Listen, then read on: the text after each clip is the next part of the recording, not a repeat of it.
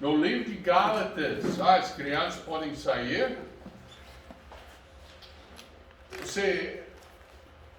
É bom de ver cada pessoa aqui hoje à noite. Vamos ficar trabalhando para sempre manter essa igreja cheia. Foi bonito demais quinta-feira passada. Eu agradeço. Domingo, tá bom. Essa não vai ser uma boa noite, não. Essa não vai vir. Mas vamos tentar. Mas foi bom demais domingo e eu espero que hoje também vai ser uma bênção para os irmãos. Então, já abrindo sua Bíblia em Gálatas, capítulo 4, não vamos ler o capítulo, simplesmente porque vamos estudar o capítulo, versículo por versículo, vamos notar umas coisas interessantes. Mas tendo sua Bíblia já aberta, nós temos que entender que o grupo de crentes de Galácia era um grupo que Paulo ganhou para Cristo. Eu estava pensando muito em domingo, porque a maioria das pessoas que estavam aqui foi ganho pelo ministério aqui em Catalão. Então eu estava tão feliz sobre isso. Essa foi a situação de Paulo. Com muita alegria eles receberam a palavra do Evangelho. Mas quando Paulo saiu para pregar nas outras localidades, tinha pessoas entrando, ensinando o que não era uma doutrina verdadeira, ensinou o erro, tentou de levar a igreja de Galácia voltar para a lei, querendo misturar a lei com a graça. E não tem como vamos ver hoje à noite. É a mesma coisa que acontece hoje em dia. Tem igrejas, e eu não estou aqui para pregar contra a igreja. Pessoas já falaram comigo, pastor Bill, o senhor acha que sua igreja é a melhor da cidade? Falso, eu não acredito. De jeito nenhum. É a melhor do mundo. Não é só da cidade, não, é do mundo. Eu não gosto de ficar nesse lugar, não. E tudo. Mas tem igrejas ensinando que tem que aceitar Cristo e depois tem que fazer certas outras coisas que não constam na palavra de Deus. A Bíblia, como vamos ver hoje à noite, é bem clara. Tem coisas que a gente deve fazer. Eu estou trabalhando numa outra mensagem que eu notei que nós aceitamos Cristo, tem de obedecer, tem de fazer certas coisas, tudo para servir o Senhor, não para ficar à toa na igreja, não, e nem para garantir a sua salvação, mas simplesmente servir o Senhor que deu a sua vida para salvar as nossas almas. Essa é a razão que nós estamos aqui nesta terra. Então, Paulo escreveu a epístola aos Gálatas, em que ensina de novo que é pela graça, por meio da fé, que a pessoa é salva e não pelas obras da lei. Graças a Deus por isso. Quantas pessoas já leram Êxodo, Levítico, Deuteronômio, Números? Já leu? Gente, é complicado. Eu dou graças a Deus que pela graça sois salvos mediante a fé. Isso não vem de vós, é dom de Deus, não de obras, para ninguém se glorieie. O Evangelho é a chave que abre a nossa herança. Agora vamos ler versos 1 a 7 de Gálatas, capítulo 4. E os que podem, fiquem em pé comigo. E vamos ler.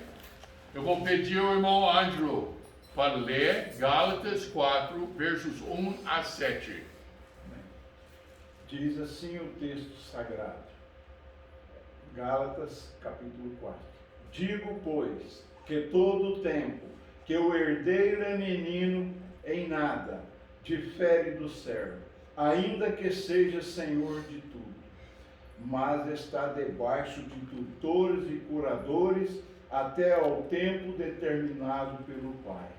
Assim também nós, quando éramos meninos, estávamos reduzidos à servidão debaixo dos primeiros rudimentos do mundo. Mas, vindo a plenitude dos tempos, Deus enviou o seu Filho, nascido de mulher, nascido sob a lei. Continua. Foi até 7. Para remir os que estavam debaixo da lei, a fim de receber a adoção de filhos. E porque sois filhos de Deus, enviou aos vossos corações o Espírito de seu Filho, que clama, Abba, Pai. Assim já não és mais servo, mas filho. E, se és filho, és também herdeiro de Deus por Cristo. Amém. Oremos. Irmão José, podia orar por nós? Senhor nosso Deus, Pai querido, nesse momento, ó Pai, nós te agradecemos, ó Pai, por uma bênção, ó Pai, esse dia, o Senhor tem nos abençoado. Obrigado, Pai, por tudo que o Senhor tem feito em nossas vidas, dado para nós a salvação, a vida eterna, Pai. Obrigado, Senhor, por tudo que o Senhor tem feito. Continue, Senhor Deus, nos abençoando. Ó Pai, usa teu servo nesse momento, ó Pai, que ele possa, Senhor Deus, transmitir para nós o que o Senhor fez no coração dele.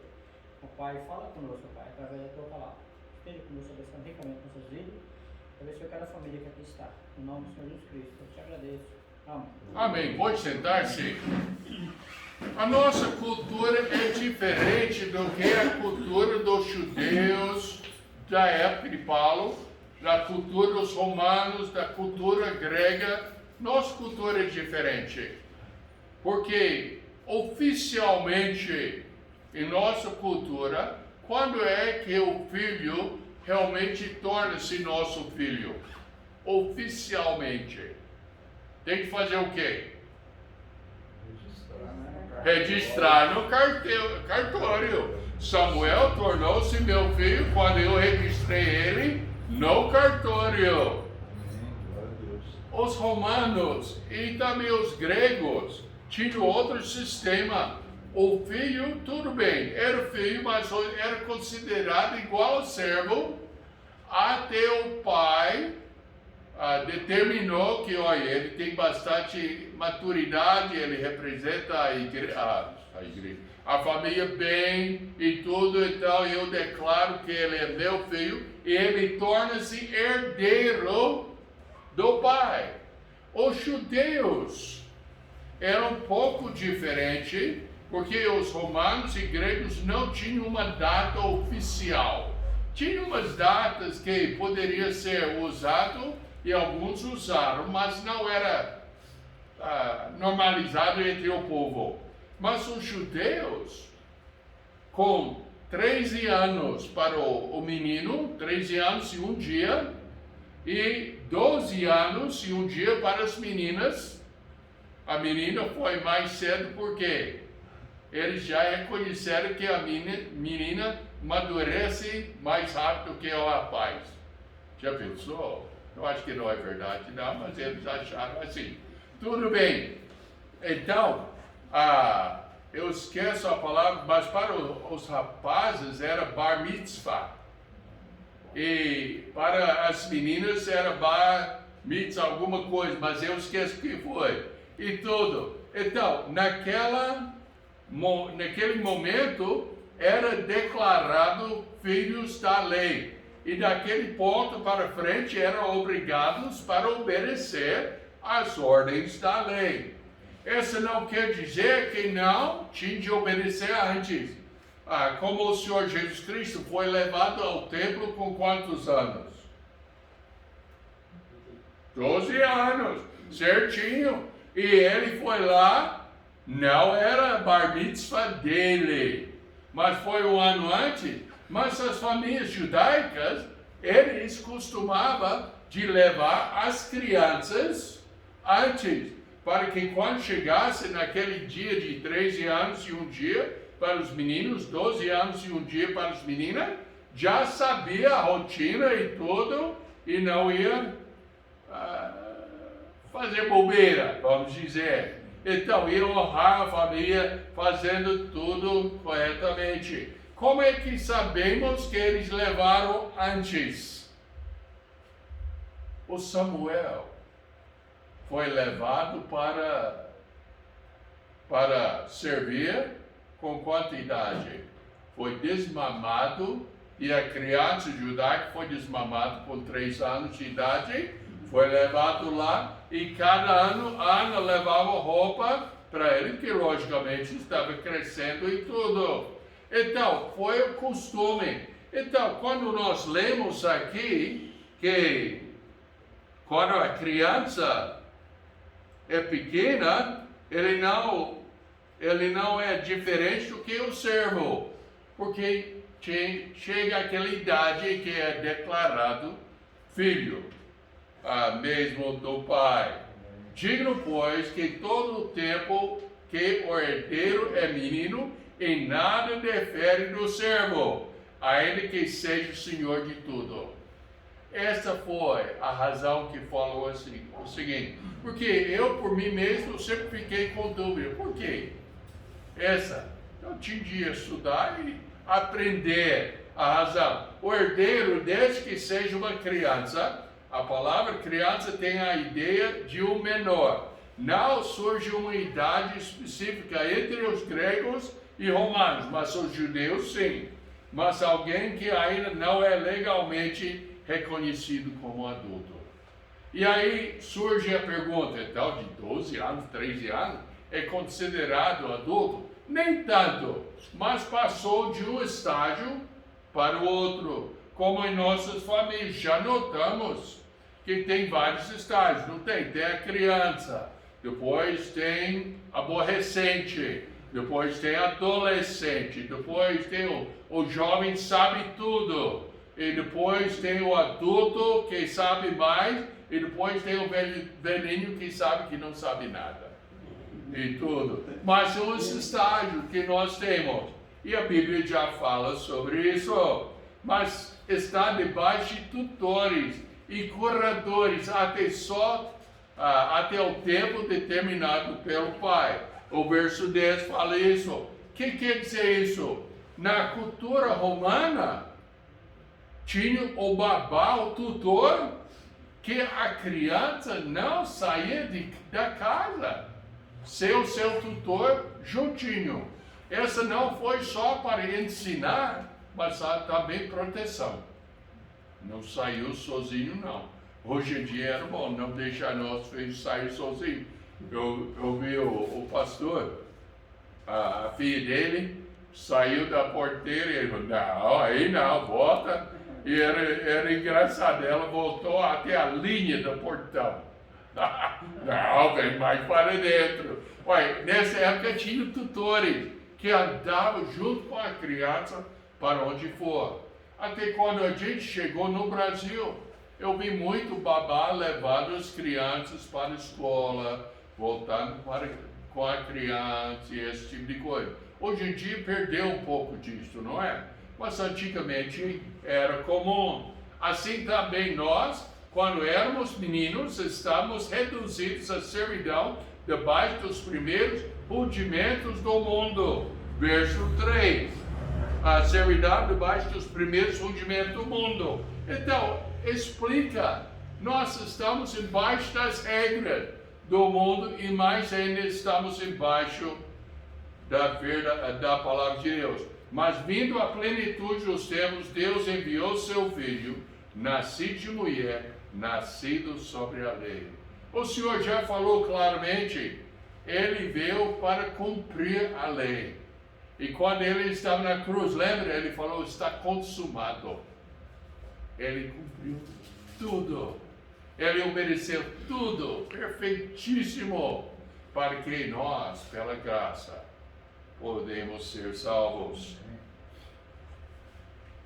O Evangelho para remir os que estavam debaixo da lei, a fim de recebermos a adoção de filhos, como o costume dos romanos. Mas saiu 9 com 0, eu não sei porquê. E porque sois filhos, Deus enviou aos vossos corações o Espírito de seu Filho, que exclama, Abba, Pai. Pensa bem, qual é o melhor som para o Pai? Eu vou contar uma coisa especial para mim, que aconteceu ontem. Lá na estância, estava dando problema do internet.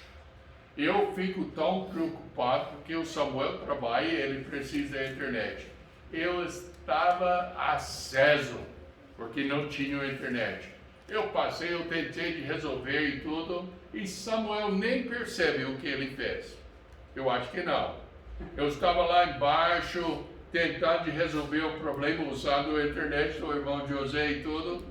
Samuel simplesmente passou. Ele tinha dinheiro para a cidade, para trabalhar, porque eu ia usar a internet aqui. E ele falou, papai, obrigado, eu sei que o senhor fez tudo que podia para ajudar. Foi um calmante para mim. Foi uma palavra doce do Filho, não é assim? Quando nós conhecemos o Senhor Jesus Cristo como Salvador, essa expressão, Abba, Pai. Tantas vezes a gente chega diante do Deus Pai e fala, Deus, eu não sei fazer, eu estou no aperto, eu não sei o que eu vou fazer. Meu precioso Pai, Abba, Pai, me ajude a fazer o que está correto. Esse é o sentido. É um termo muito íntimo que não é usado de um escravo para o seu mestre, nem de uma criada para a sua patroa, mas de um filho querido para o seu pai. É gostoso, não é? Naquele momento que está passando aperto, quando o filho vem, te abraça e tudo, e fala, pai, está bem, não se preocupa. É bom chegar ao nosso pai. Abba, Pai, um termo muito íntimo, que não é usado de um escravo, mas de um filho. Romanos 8,15 fala, porque não recebeste o espírito de escravidão, para outra vez estares em temor, mas recebeste o espírito de adoção de filhos, pelo qual clamamos, Abba, Pai. É uma coisa preciosa ser pai, não concorda comigo? Pessoas me perguntam às vezes, só tem 2 filhos? Eu falo, às vezes é só, às vezes é muito, dependendo do dia. Mas eu dou graças a Deus. E Deus também ama a gente, de tal maneira que deu seu Filho unigênito, para que todo que nele crê não pereça, mas tenha a vida eterna. Marcos, capítulo 14, verso 36, e disse, Abba, Pai, todas as coisas te são possíveis, afaste de mim esta cálice, não seja, porém, o que eu quero, mas o que tu queres. Quem falou essa palavra? O Senhor Jesus Cristo. Onde ele estava? No jardim. O que ia acontecer? Ele estava indo para onde? Para dar a sua própria vida na cruz como sacrifício para resgatar as nossas almas. Então eu te pergunto, por que estava no jardim pedindo ao Pai para tirar aquela cálice? Será que ele estava orando sobre a cruz? Creio que não. Eu acredito que foi mais uma briga com o próprio Satanás. Eu acredito porque Satanás não queria que ele chegasse até a cruz. Ele queria que impedisse de uma forma ou outra. Lembra que o Senhor sangrou até, suou até gotas de sangue. Eu acredito que foi uma batalha naquele momento que o Senhor está falando, não, Pai, eu cheguei aqui para morrer na cruz, tira essa cálice de mim. Ele queria ir lá. Romanos 8,15, porque não recebeste o espírito de escravidão, para outra vez estares em temor, mas recebeste o espírito de adoção, filho, pelo qual clamamos Abba, Pai. Gálatas 4:6. E porque sois filhos, Deus enviou aos vossos corações o Espírito de seu Filho, que clama, Abba, Pai. Assim que já não és mais servo, mas filho, e se és filho, e também herdeiro de Deus por Cristo. O herdeiro ganha quanto?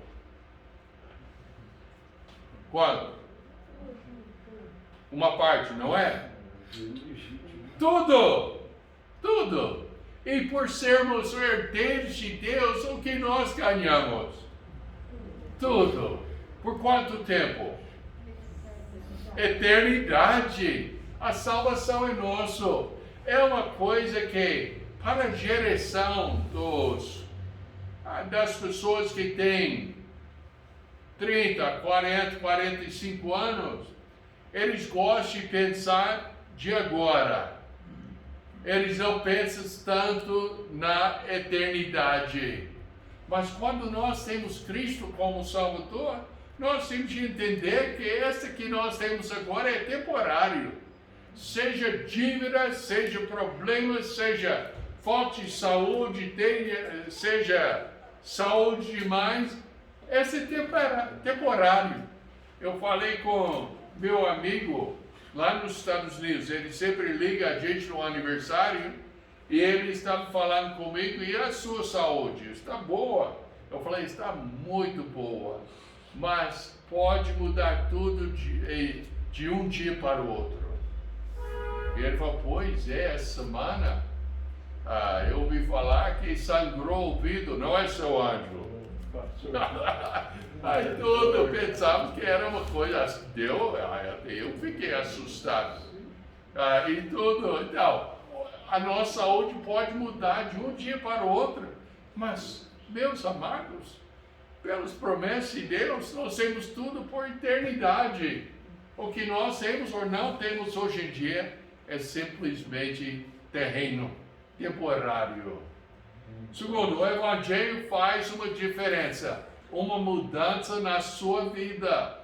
Tem muita gente falando que já aceitaram Cristo como Salvador e a vida não mudou nada. Quer dizer o quê? Não tem nada também. Mas vamos ler versos 8 a 11 de Gálatas capítulo 4. Mas quando não conheceis a Deus, serveis aos que por natureza não são deuses. Mas agora conhecendo a Deus, ou antes sendo conhecidos por Deus, como tornais outra vez a esses rudimentos fracos e podres aos quais de novo queres servir? Guardai dias e meses e tempos e anos. Receio de vós, que não haja trabalhado em vão para convosco. Pensa bem o que Paulo está falando aqui. Ele está falando, olha, ele está voltando para essas coisas à toa, que foram para ensinar a gente, mas agora que a gente tornou adulto em Cristo, herdeiro em Cristo, para que está voltando para aquilo? Nós temos muito melhor, meus queridos. E eu estou com medo, Paulo falou, eu estou com medo que eu trabalhei com vocês tanto tempo à toa. O João, não, foi João ou Pedro? É João, em 3 João, acredito, que ele falou que a maior alegria é ouvir que os seus filhos, isso, não tenho maior gozo do que esse de ouvir que os meus filhos andam na verdade. E Paulo está falando, eu estou com medo que vocês não estão andando na verdade. Meus amados, conhecendo Cristo como Salvador, nós temos de andar segundo a palavra de Deus e não voltando para essas superstições, ou seja, o antigo lei também. Mas quando não conheceis a Deus, servieis aos que por natureza não são deuses. 1 Tessalonicenses 1:9 fala, porque eles mesmos anunciam de nós qual a entrada que tivemos para convosco, e como dos ídolos vos convertestes a Deus, para servir o Deus vivo e verdadeiro. Esse é o que Paulo quer. Esse é que Deus quer. Que nós rejeitamos a idolatria, rejeitamos as coisas do passado e obedeçamos o que a palavra de Deus nos ensina. 2 Coríntios 5, versos 15 a 17. E ele morreu por todos, para que os que vivem não vivam mais para si, mas para aquele que por eles morreu e ressuscitou. Deus quer que nós mudamos o nosso serviço de servir a nós mesmos, de servir ao diabo, para servir unicamente, totalmente o Senhor Deus. Assim que daqui por diante a ninguém conhecemos segundo a carne, e ainda que também tenhamos conhecido Cristo segundo a carne, contudo, agora já não o conhecemos deste modo. Assim que, se alguém está em Cristo, nova criatura é, as coisas velhas já passaram. As coisas velhas são o quê? A velha lei, os pecados que Hebreus fala, tenazmente nos assedia, e tudo, e seguimos somente o Senhor Jesus Cristo. Já passaram, eis que tudo fez novo. 1 Pedro 2, 9 a 11. Mas vós sois a geração eleita, sacerdócio real, a nação santa, o povo adquirido, para que anuncieis as virtudes daquele que vos chamou das trevas para sua maravilhosa luz. Vós que em outro tempo não eres povo, mas agora sois povo de Deus, que não tinhais alcançado misericórdia, mas agora alcançaste misericórdia. Amados, peço-vos, como peregrinos e forasteiros, que o quê? Vos abstenhais das concupiscências carnais que combatem contra a alma. É uma mudança. Abba Pai, um relacionamento de herdeiro com Deus, deve motivar a gente para fazer exatamente o que estamos vendo agora. O Evangelho é a chave que abre a herança. O Evangelho faz a diferença, uma mudança na sua vida. E tem que ser assim. Se não fosse, então não tem Cristo. Mas agora, conhecendo a Deus, ou antes sendo conhecidos por Deus, como tornais outra vez esses rudimentos fracos e pobres, aos quais de novo queres servir. Guardais dias e meses e tempos e anos. Receio de vós, que não hades trabalhado em vão para convosco. Terceiro, o Evangelho é comunicado por alguém que tem o amor de Deus. Versos 12 a 16. Irmãos, rogo-vos que sejais como eu, porque também eu sou como vós, nenhum mal me fizesse. E vos sabeis que primeiro vos anunciei o Evangelho, estando em enfermidade da carne, e não rejeitasse, nem desprezastes isto, que era uma tentação da minha carne. Antes me recebestes como um anjo de Deus, como Jesus Cristo mesmo. Qual é logo a vossa bem-aventurança, porque vos dou testemunho de que, se possível, fora arrancareis os vossos olhos e mostrareis. Fez-me acaso vosso inimigo, dizendo a verdade? Irmãos, rogo-vos que sejais como eu, porque também eu sou como vós, nenhum mal me fizesse. Primeiro, Paulo identifica o povo como pecador. E vos sabeis primeiro, vos anuncieis o Evangelho estando em fraqueza da carne. O Paulo era mensageiro também. O povo sabia disso. E não rejeitasse nem desprezasse isto que era uma tentação na minha carne, antes me recebesse como anjo de Deus, como Jesus Cristo mesmo. Qual é, logo, a vossa bem-aventurança? Porque vos deu testemunho de que, se possível, fora arrancareis os vossos olhos e mostrareis.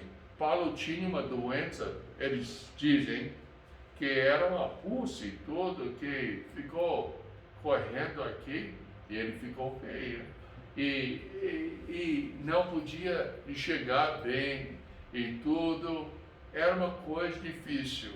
E o povo de Galácia, eles amavam tanto Paulo, se fosse possível tirar os seus olhos e dar para ele, dava.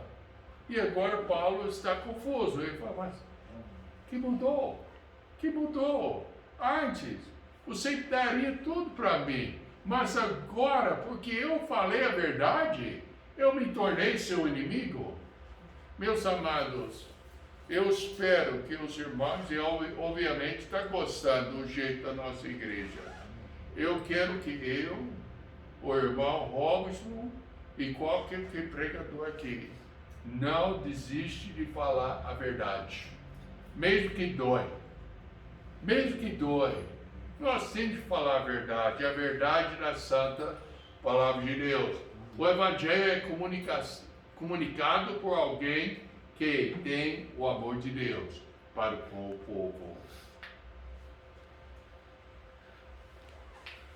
Paulo falou, irmão, rogo-vos que sejais como eu, porque também eu sou como vós, nenhum mal me fizesse. Pensa bem, Paulo queria que não só ele falasse a verdade assim para os outros, mas que todos nós fazemos a mesma coisa. O evangelho é pervertido por seus inimigos. Versos 17 e 18. Eles têm zelo por vós, não como convém, mas querem excluir-vos para que vós tenhais zelo por eles. E bom ser zeloso, mas sempre do bem, e não somente quando eu estou presente convosco. Gálatas 1, 8 e 9. Mas ainda que nós mesmos, ou um anjo do céu, vos anunciei outro evangelho, além do que já vos tenho anunciado, seja o que? Anátema, uma palavrinha tão carinhosa, não é? Essa aqui falaremos com nossos filhos. Oh, meu filho, seja anátema. É assim? Não, uma coisa horrível. É separado de Deus. Anátema.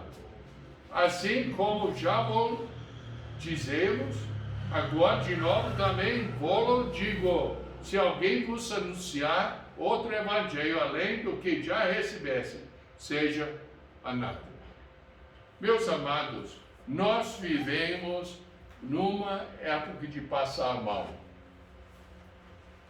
Ou está passando a mão nos cabelos, não, coitadinho. Ou está passando a mão roubando, mas está passando a mão. Em vez de falar, assim diz a palavra de Deus. Eles têm zelo por vós, não como convém, mas querem excluir-vos, para que vós tenhais zelo por eles. Eles querem que você pertence a seu grupinho.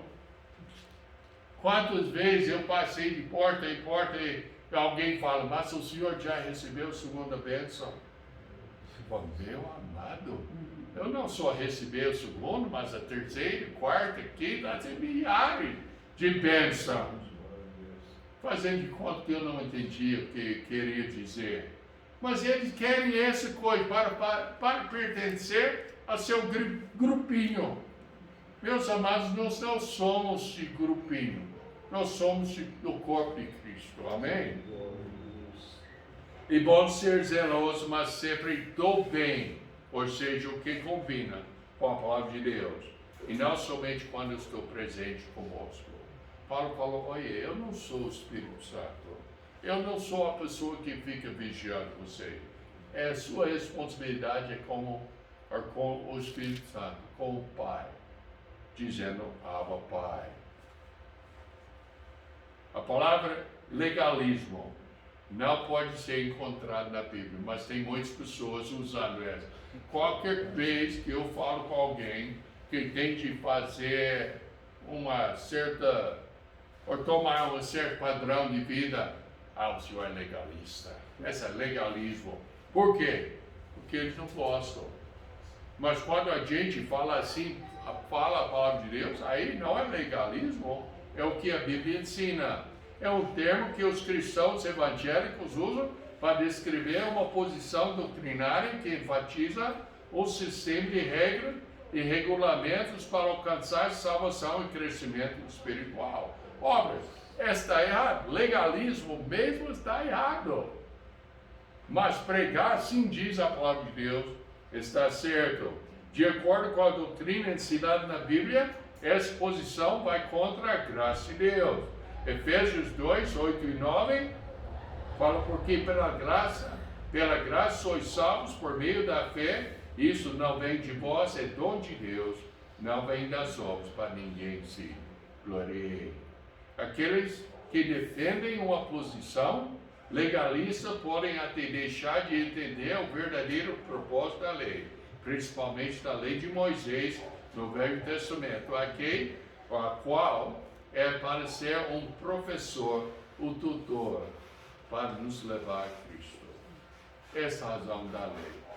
Nós ensinamos os princípios da lei, não para ser salvo, mas para agradar a Deus. Eu quero agradar o Senhor.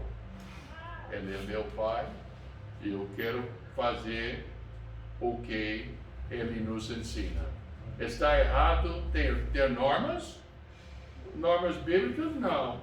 Mas normas feitas por homens para garantir a sua salvação, totalmente errado. Na Santa Esperança, nós temos normas. Tem que ter. Se não tiver normas, como é que todo mundo vai andar do mesmo jeito? Na igreja, nós temos normas.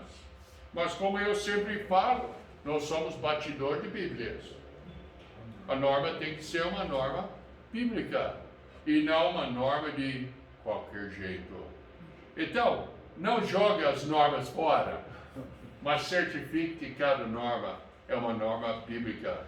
Por qualquer questão, deve existir que mostra o princípio bíblico. Eu vou parar aqui.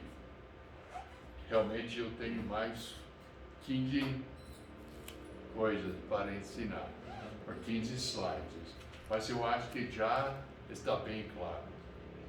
Obras não salvam a gente. Nós somos salvos pela graça. O Evangelho é a chave que abre a nossa herança na pessoa do Senhor Jesus Cristo. O Evangelho faz uma diferença nas nossas vidas. O Evangelho é comunicado por alguém que tem o amor de Deus no seu coração. O Evangelho é pervertido por seus inimigos, ensinando que a lei é necessária para a salvação, quando nós simplesmente temos de confiar. Vamos orar.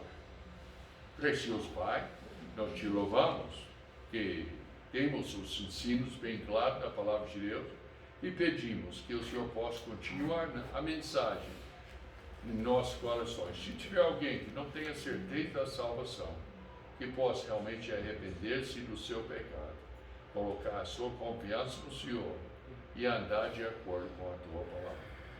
Em nome de Jesus Cristo eu oro. Amém? E com isso eu digo boa